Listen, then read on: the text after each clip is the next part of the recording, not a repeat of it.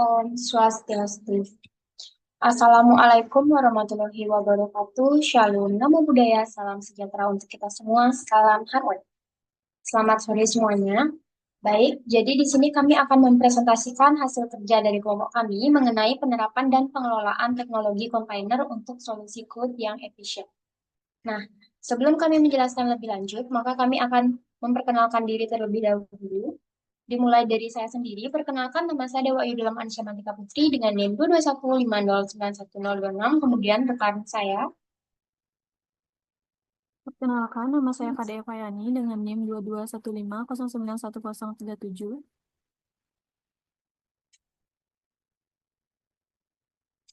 Perkenalkan, nama saya Putu Dewi Oktariani dengan NIM 12150911070. Kedua, pembuatan file directory. Kemudian yang ketiga, mengenai pengujian. Yang keempat, optimalisasi. Yang kelima, kesimpulan. Dan juga yang terakhir itu rekomendasi. Nah, untuk penjelasan pertama akan dijelaskan oleh rekan saya. Terima kasih. Baik, di sini saya akan menjelaskan instalasi WSL. Nah, yang di sini sudah terlihat gambar ini menunjukkan cara menginstal WSL di sistem operasi Windows menggunakan perintah PowerShell dan menyediakan informasi mengenai distribusi Linux yang dapat digunakan. Nah, di sini yang kami gunakan itu adalah Ubuntu versi 20.04. Next.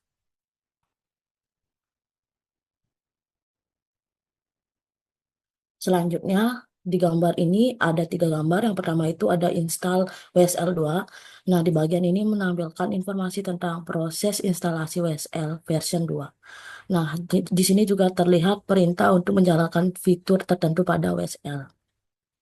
Nah, pada bagian akhir itu tertulis bahwa the operation completed successfully, yang dimana mengindikasi bahwa instalasi WSL2 telah berhasil dilakukan.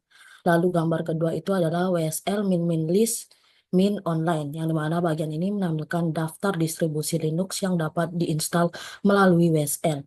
Nah, penggunaan dapat menggunakan perintah WSL min install min d Ubuntu min 20.04 untuk menginstal distribusi Ubuntu. Nah, setelah instalasi, Windows akan meluncurkan Ubuntu 20.04 LTS yang telah terinstall. Lalu yang terakhir itu adalah WSL min set min default min version 2, yang dimana bagian ini menjelaskan tentang pengaturan versi default untuk WSL. Nah, penggunaan ini dapat menggunakan perintah WSL min set min default min version 2 untuk menetapkan WSL versi 2 sebagai versi default. Nah, pada bagian akhir ini tertulis bahwa the operational completed successfully, yang menunjukkan bahwa pengaturan versi default WSL telah berhasil dilakukan. Nah, di sini secara keseluruhan gambar ini menunjukkan proses instalasi dan pengaturan WSL di sistem operasi Windows.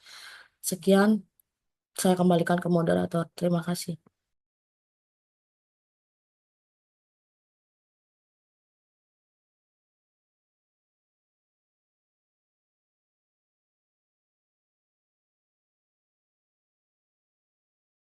Baik, di sini saya akan melanjutkan penjelasan dari instalasi Docker.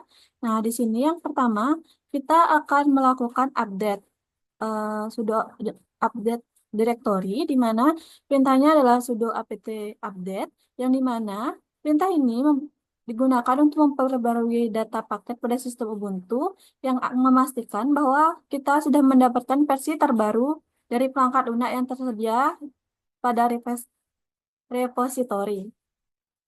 Next.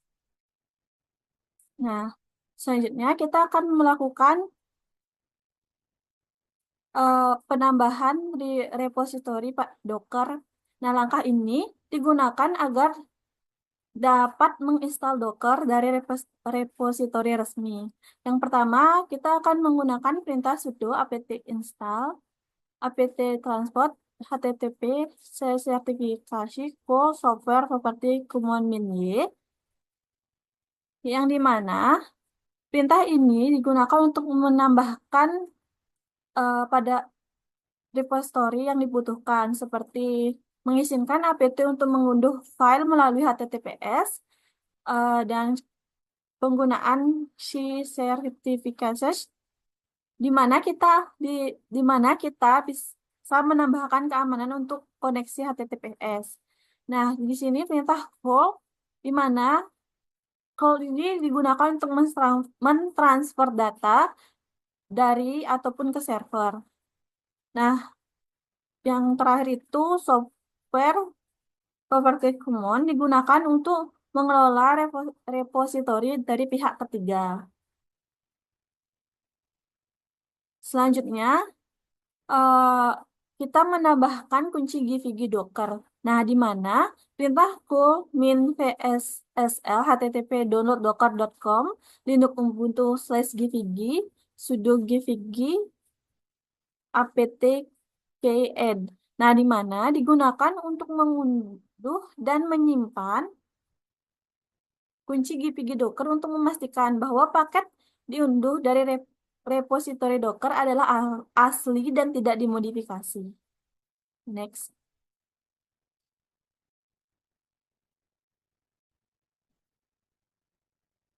Nah, selanjutnya eh, kita akan menambahkan repositori resmi pada Docker. Nah, di mana yaitu perintahnya sudo apt add apt repository dep ars seperti pada di slide.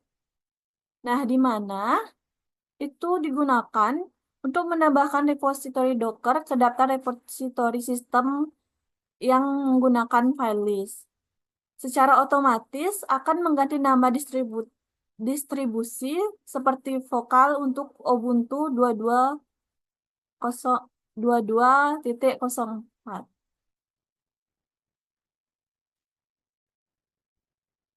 Nah, selanjutnya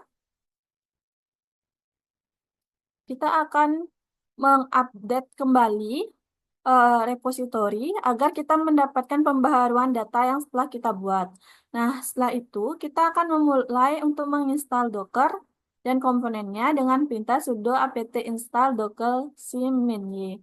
Nah, di mana kita akan menginstal Docker Community Edition, command line interface untuk Docker, dan komponen rutin container yang diperlukan oleh Docker.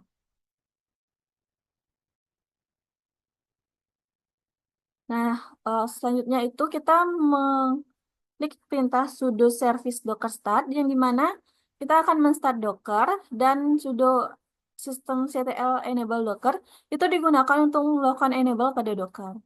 Next. Nah, selanjutnya kita akan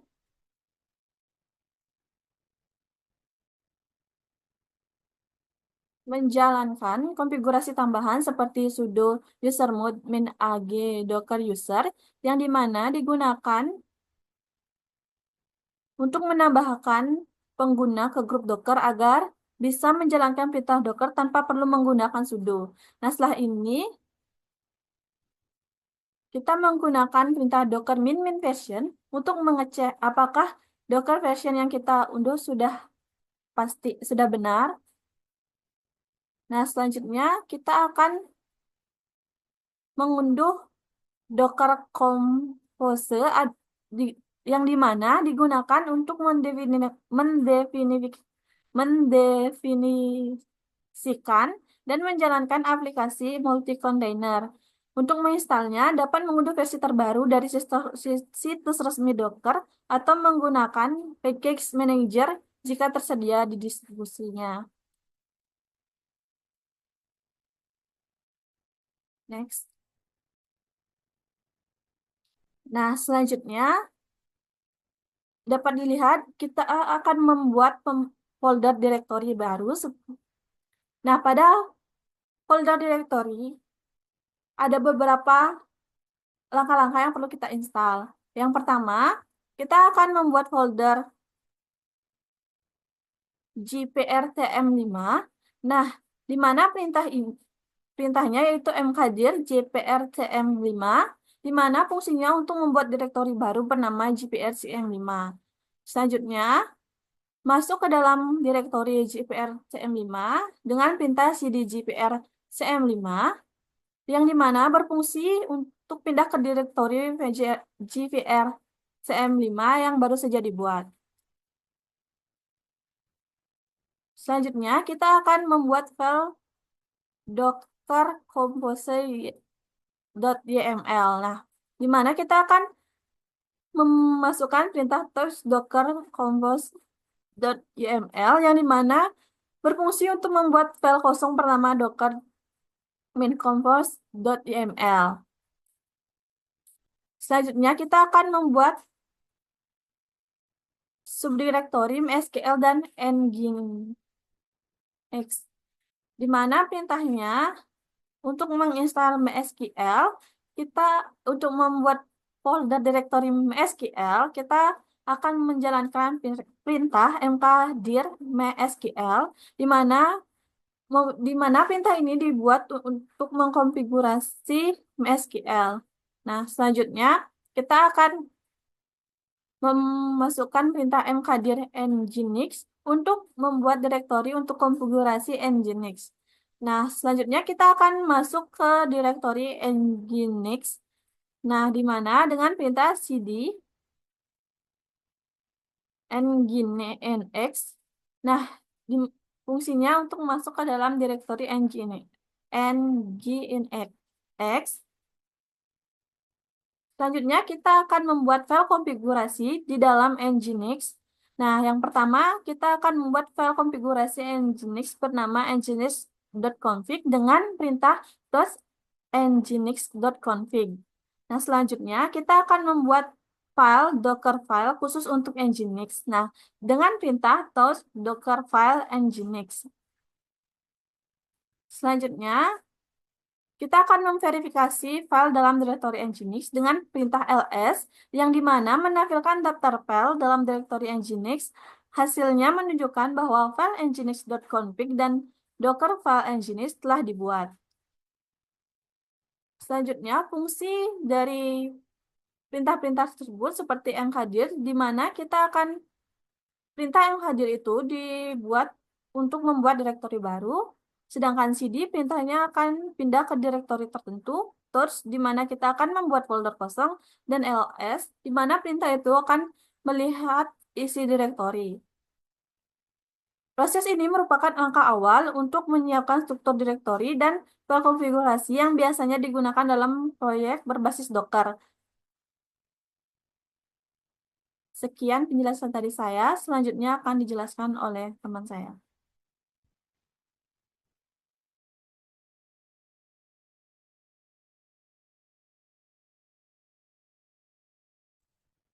Baik, di sini saya akan menjelaskan mengenai pengujian. Jadi, terdapat dua perintah monitoring di Linux. Yang pertama itu terdapat perintah top, di mana digunakan untuk memantau proses sistem secara real-time. Nah, pada proses ini menampilkan informasi seperti penggunaan CPU, memori, dan daftar proses yang sedang berjalan lengkap dengan ID proses atau PID. Kemudian ada user dan juga nama proses. Nah, perintah kedua yaitu merupakan free minha yang dimana memberikan ringkasan penggunaan memori sistem termasuk total memori yang digunakan dan yang tersedia dalam format yang mudah dibaca. Kedua alat ini membantu mengelola dan memantau sumber daya sistem, terutama dalam lingkungan server atau kontainer. Kemudian selanjutnya itu terdapat optimalisasi. Nah, pada konfigurasi yang ditampilkan, layanan MySQL diatur dengan environment variables untuk menetapkan nama database, username, dan juga password. Nah, gunanya untuk memastikan keamanan data. Volume digunakan untuk menyimpan data secara persisten, sehingga data tetap tersedia meskipun kontainer dihentikan. Dengan pembatasan sumber daya CPU sebesar 1 core dan memori 1 GB untuk efisiensi. Selanjutnya, kontainer untuk pengujian beban menggunakan locus dikonfigurasi agar bergantung pada layanan MySQL dan juga Nginx. Dengan volume yang memetakan file pengujian dari host ke dalam kontainer, maka kontainer ini juga memiliki pembatasan sumber daya, yaitu CPU sebesar 2 core dan memori 1 GB. Nah, untuk menjaga stabilitas performa pengujian, port 8089 digunakan untuk mengakses antarmuka locus yang memungkinkan simulasi beban kerja secara efisien dalam mengukur kinerja sistem. Nah, berikut ini merupakan hasil pengujiannya dan juga di sini merupakan hasil optimalisasinya. Nah, pada gambar ini merupakan langkah-langkah optimalisasi dalam penerapan teknologi kontainer. Setelah proses optimalisasi, fokus utama adalah mengoptimalkan konfigurasi kontainer guna meningkatkan kinerja dan juga efisiensi sistem secara keseluruhan. Nah, lalu kesimpulannya, berdasarkan pengujian yang dilakukan pada penerapan teknologi kontainer, dapat disimpulkan bahwa penggunaan kontainer memberikan peningkatan efisiensi dalam pengelolaan sumber daya komputasi dan juga aplikasi. Nah, dengan menggunakan kontainer, setiap aplikasi beserta dependensinya dapat dikelola secara terisolasi, sehingga mengurangi gangguan antar aplikasi dan juga meningkatkan skalabilitas sistem. Selain itu, proses penyebaran dan pembaruan aplikasi menjadi lebih cepat dan juga fleksibel. Nah, yang memungkinkan perusahaan untuk merespon permintaan pelanggan dan juga lebih efektif. Pengujian juga menunjukkan bahwa konfigurasi yang tepat dapat mengoptimalkan penggunaan sumber daya dan mengurangi overhead yang pada akhirnya menurunkan biaya operasional. Lalu di sini terdapat beberapa rekomendasi. Yang pertama itu pemilihan konfigurasi yang tepat, di mana disarankan untuk selalu mengoptimalkan konfigurasi kontainer agar sesuai dengan kebutuhan beban kerja, misalnya dengan mengatur alokasi sumber daya atau CPU dan juga memori dengan bijak sesuai dengan kapasitas yang diperlukan setiap layanan. Lalu yang kedua itu automasi dan juga monitoring, di mana implementasi sistem otomasi untuk deployment dan monitoring kontainer sangat penting untuk meningkatkan kecepatan serta efisiensi pengelolaan. Hal ini juga membantu dalam mendeteksi masalah atau kesalahan lebih cepat sehingga dapat segera diatasi. Kemudian yang ketiga itu penggunaan teknologi orkestrasi, di mana maksudnya itu menggunakan tools orkestrasi seperti Kubernetes dapat lebih meningkatkan skalabilitas dan pengelolaan kontainer dalam lingkungan produksi, terutama untuk aplikasi yang membutuhkan distribusi beban yang dinamis. Dan rekomendasi yang terakhir yaitu peningkatan keamanan, di mana keamanan aplikasi dan data dalam kontainer harus diperhatikan dengan cermat. Implementasi kontrol akses yang ketat dan penggunaan image yang aman serta terbaru akan mengurangi potensi kerentanannya. Nah, dengan mengikuti rekomendasi ini, perusahaan dapat lebih memaksimalkan potensi teknologi kontainer untuk menghadapi tantangan skalabilitas dan efisiensi yang dihadapi dalam pengelolaan infrastruktur TI modern. Nah, demikian yang dapat kami sampaikan. Kurang lebihnya kami mohon maaf dan terima kasih. Akhir kata saya ucapkan Paramasanti. Om Santi, Santi, Santi. Om.